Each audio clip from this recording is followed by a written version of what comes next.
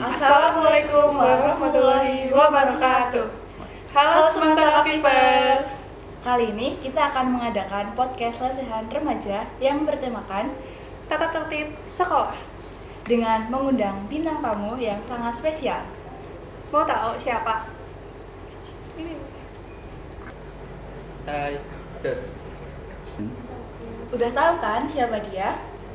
Dia adalah Ketua OSIS SMA Negeri 1 Karanganyar, Kak Dimas Dwi Febrianto. Kabar nih Kak Dimas? Alhamdulillah baik. Kalian gimana kabarnya? Alhamdulillah juga baik. Bagaimana puasanya di bulan Ramadan kali ini? Oh, sejauh ini puasa sekitar udah 6 hari, udah berjalan, alhamdulillah lancar, nggak ada halangan. Ya, Apa sih kesibukan yang Mas Dimas lakukan selama Ramadan kali ini? Kalau akhir-akhir ini kesibukan mungkin lumayan sibuk, terutama karena saya ikut berbagai macam organisasi. Contohnya misal di sekolah ada OSIS, ada Pasuska atau Ekstra Pasibra, dan di luar kayak PPI atau Purna Paskibraka Indonesia. Nah, kalau ini pengalaman kayak puasa sejauh ini, saya rasa alhamdulillah kayak masih lancar, masih kuat, dan puasa ini agak ngebosenin karena banyak temen juga, terus juga banyak kegiatan yang positif yang dilakukan pada puasa kali ini. Jadi banyak juga ya kegiatan-kegiatannya. selama Kak Dimas menjabat sebagai Ketua OSIS sudah pastinya mengetahui situasi dan kondisi yang berada di sekolah SMA Negeri 1 Karanganyar ini, termasuknya peraturan-peraturan yang ada di SMA Negeri 1 Karanganyar ini. Nah, kita di sini akan membahas tentang tata tertib di SMA Negeri 1 Karanganyar. Ya, kami akan menanyakan beberapa pertanyaan kepada Mas Dimas. Berkaitan dengan tata tertib, menurut Mas Dimas kayak apa sih fungsi tata tertib sekolah itu? Fungsi Iya. mengenai kayak fungsi tata tertib sekolah itu kayak sesuai dengan istilah bahasan kayak tata tertib itu adalah sebuah aturan yang dibuat sekolah untuk menertibkan siswa ataupun seluruh warga di sekolah itu. Nah, tata tertib itu kayak bertujuan untuk bisa mendisiplinkan ataupun kayak mengatur gimana caranya kita misal kita belajar, kita siswa, bagaimana kayak kewajiban ataupun peraturan siswa di dalam sekolah itu. Kayak misal berangkatnya harus jam segini, harus pakaian apa, dan lain sebagainya. Begitupun dengan guru juga ada tata tertib yang diberikan oleh sekolah. Kayak misal kayak masuknya jam berapa, nanti absen, dan lain sebagainya. Mungkin seperti itu yang bisa saya sampaikan. Berarti tata tertib di sekolah itu sangat penting ya. Terus menurut Kak Dimas seberapa penting sih tata tertib di sekolah itu?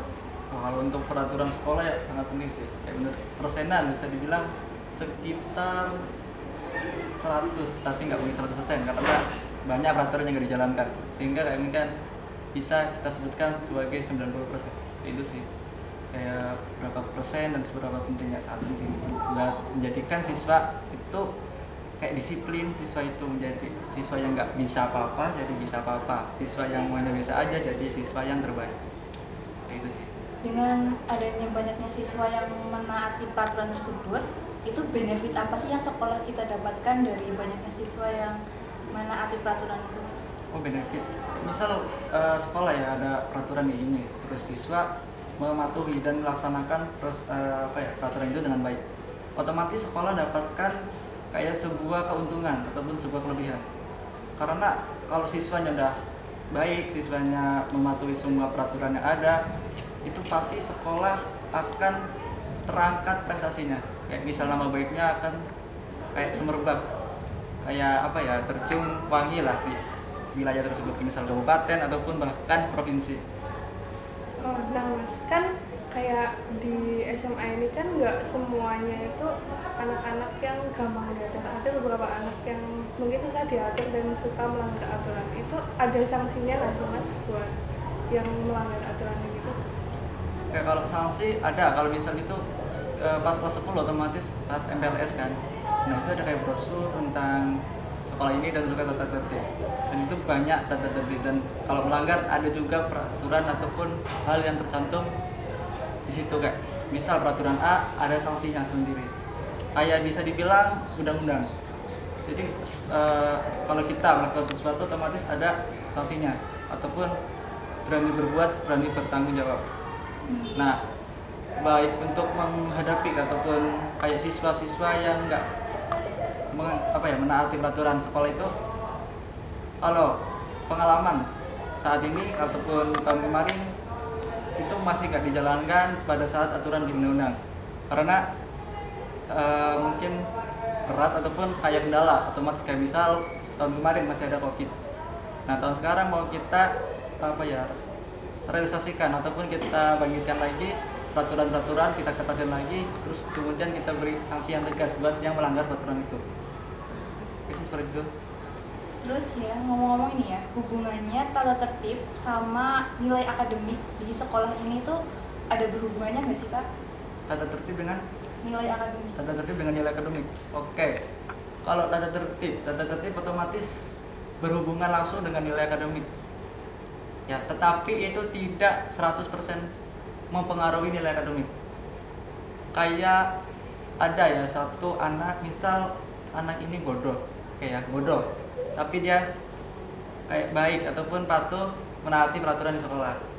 Otomatis kalau misal itu, tapi dengan nggak kesadaran diri, ya kayak tetap malas belajar, tetap mungkin membangkang sama orang tua, mungkin main terus, tapi di sekolah baik menaati peraturan, tapi belajarnya juga males-malesan, otomatis nilainya juga nggak naik.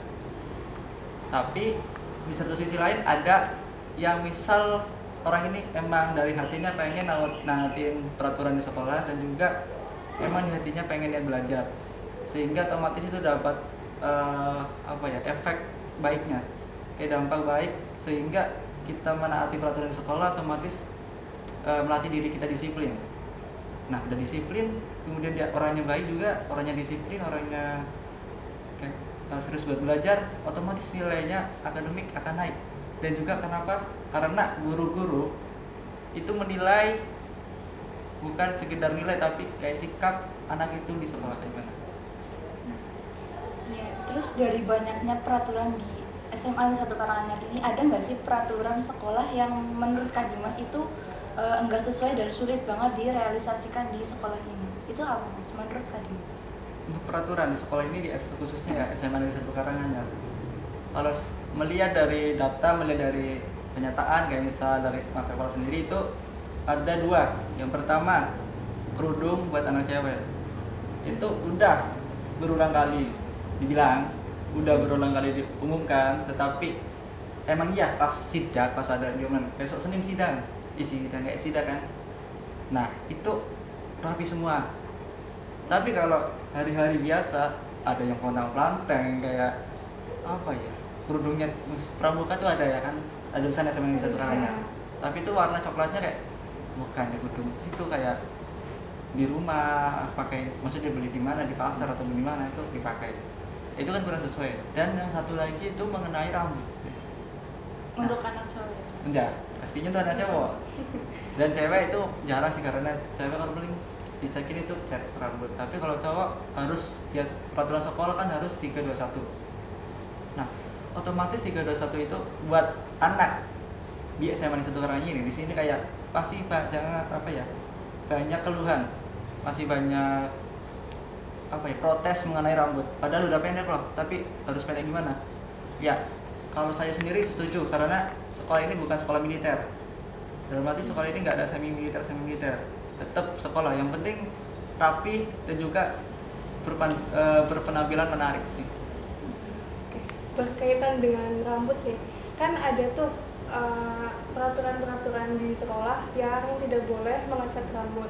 Kalau laki-laki nggak pakai kerudung kan gampang tuh dilihatnya. Kalau perempuan gimana? Kan penutupan kerudung. Terus bagaimana caranya untuk mengatasi anak-anak yang bandel-bandel kayak gitu?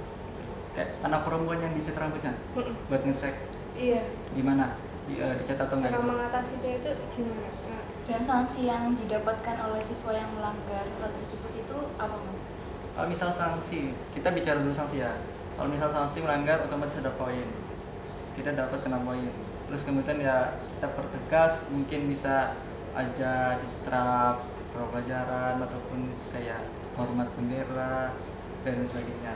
Nah, untuk mengatasi masalah itu, misal khususnya cewek ya, perempuan yang rambutnya diwarnain, ya kita bisa mensidak itu dengan tentunya ya timnya itu cewek, yaitu maupun itu bu guru ataupun pengurus OSIS perempuan.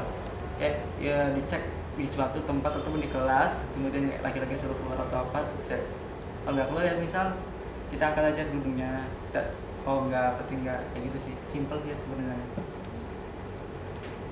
Terus kan juga ada tuh peraturan-peraturan yang kayak nggak boleh dibawa ke sekolah, misalkan kayak make up, terus parfum juga mungkin boleh ya, kalau parfum boleh. Kalau parfum itu boleh. Nah, make up kenapa nggak boleh dibawa ke sekolah dan nggak boleh pakai make up di sekolah? Sebenarnya pakai make up itu boleh, dalam arti sewajarnya, natural, kayak nggak berlebihan, kayak cukup misal bedakan ataupun kayak lipstikan, tapi lipstikan jangan terlalu ya, misal kan ada yang bibirnya kan nggak semua merah semua kan, ada yang hitam, ada yang pucat ya, maaf ya gitu ya, itu bisa pakai apa ya, lip tint, lip balm gitu, itu kan itu untuk cewek. Nah itu kenapa nggak boleh di make up, lah masih anak sekolah toh, jadi yang ngapain bawa make up? Kalau misal dia masih sekolah, dia kan otomatis apa, belajar kan ya, masih bawa make up, emang mau menarik cowok ya, mau pacaran di sekolah?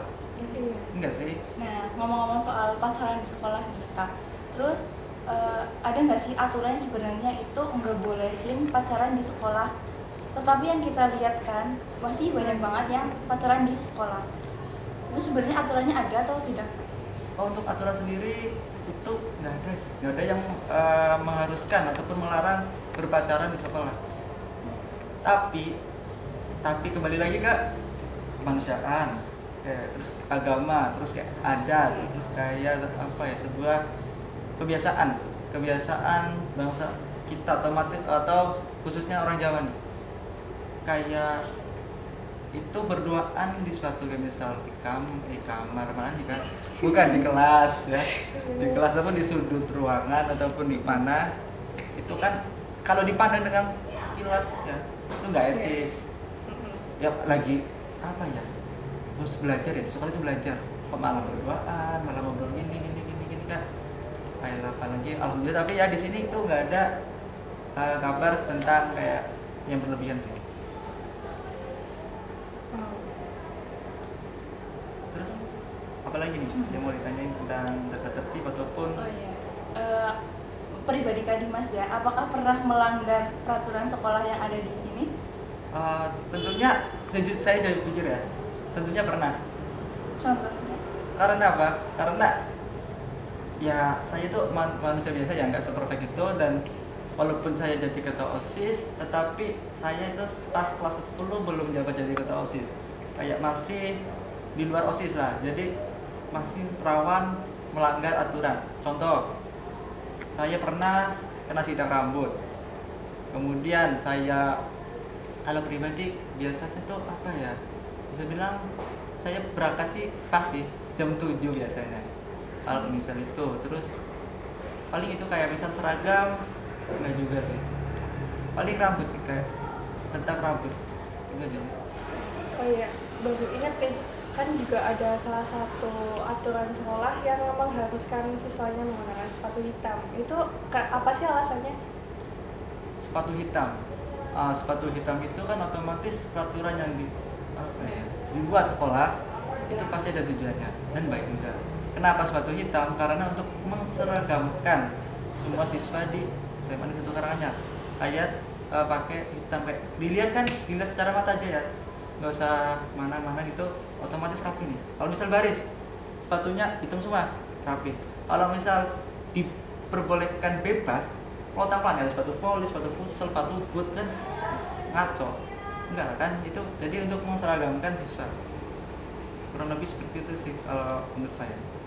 Terus berkaitan dengan peraturan sekolah ya Mas, ada beberapa saat dimana peraturan sekolah itu tidak berlaku, misalnya pada saat kelas meeting, itu sebenarnya peraturan sekolah itu masih berlaku atau tidak?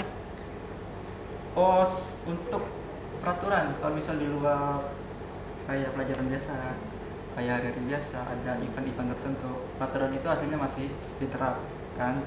Tapi ada kelonggaran. Dalam arti ini misal event kayak kelas meeting, event happy, event kita senang, event kita kayak seharian jenuh belajar ataupun berapa bulan jenuh belajar, kita refreshing 1, 2 ataupun seminggu. Kayak lomba-lomba, terus banyak apa ya cara-cara yang meriah sih. Itu untuk misal penggunaan sepatu, penggunaan seragam, penggunaan rambut itu belum, mereka harus tampil lebih rapi lagi. Sepatunya harus sesuai, seragamnya harus sesuai, dan rambutnya harus juga sesuai. Kalau misalkan siswanya itu kan melanggar sudah lebih dari 2 kali atau 3 kali atau bisa disebut sering gitu lah, itu apa yang akan dilakukan pihak sekolah terhadap anak-anak yang susah diatur kayak gitu? Tentunya masih kayak misal langgarnya itu masih kayak peraturan-peraturannya simpel ini ya, otomatis itu masih cuma diingatkan. Dan kalau sering ya kayak apa itu kan berantai, kayak misal hari pertama kena, hari kedua kena, dan seterusnya, ya mau gimana, kita panggil orang tuanya, kita ditanyain anaknya misal ada masalah apa di rumah, dan kayak mempertegas ke orang tuanya, Pak, Bu, anak bapak di sekolah sering langgar ini, pokoknya diberitahu orang tuanya. Kalau misalkan langgaran yang dia perbuat itu besar, apakah bisa murid itu tuh dikeluarkan dari sekolah? Bisa. Kenapa saya bilang bisa? Karena kalau pelanggaran besar itu bisa mencemarkan nama baik sekolah. Ya, belum nama baik sekolah, cobalah pikirkan. Otomatis nama baik diri sendiri rusak, keluarganya rusak, dan semuanya berkaitan dengan dia itu rusak. Jadi otomatis sekolah nggak mau kehilangan akreditasi baik ataupun pandangan baik dari masyarakat, sehingga kita keluarkan aja, ataupun kayak bukan dikeluarkan dengan segitu kayak masih tolerin gini, tapi kalau udah emang fatal, emang itu besar, dan mau nggak mau dan terpaksa kita keluarkan karena demi menyelamatkan semua siswa di SMA Negeri 1 Karanganyar ini. Oh iya, pada saat kelas 10 itu kan sudah ada ya kayak peraturan-peraturan tertulis gitu kan di SMA Negeri 1 Karanganyar ini. Terus ada nggak sih peraturan yang tidak tertulis gitu Mas di SMA Negeri 1 Karanganyar ini? Peraturan tidak tertulis di SMA Negeri 1 Karanganyar, kalau sekiranya saya baca dulu tidak ada sih. Tapi kembali lagi ke peraturan itu tergantung ke gurunya. Guru otomatis ada peraturan-peraturan pribadi, atau kayak guru mapel A pasti punya peraturan di mapel tersebut, ya kan? Pasti enggak. Nah, itu bertujuan kayak sesuai gurunya sih, kayak misal gurunya ingin anak didiknya, muridnya tuh sukses di pelajarannya dia. Nah, itu untuk peraturan setiap guru-guru, dan nggak tertulis itu nggak ada. Tetapi kayak kembali lagi ke siswa, otomatis nggak usah ditulis, tapi harus ada attitude, punya attitude, kayak ketemu guru harus sapa, senyum, bahkan lebih baik kita saling. Karena itu sebagai menghormati dan juga rasa rasa hormat dan kayak menyanjung guru. Jadi peraturan yang ada di sekolah itu menurut Kak Dimas itu sangat penting ya Kak. Ya memang bener banget sih ya, peraturan itu sangat penting untuk diri kita, untuk akreditasi sekolah kita juga. Nah, terima kasih untuk Kak Dimas yang telah menjadi bintang tamu dalam podcast Lesehan Remaja kali ini. Kita bisa ngobrol kawan-kawan lagi ya Kak? Boleh kalau ada waktu ya, tapi kabarin aja lah. Oke, siap. Sekian podcast Lesehan Remaja dari kami. Wassalamualaikum warahmatullahi wabarakatuh. See you Bonjour Vivers.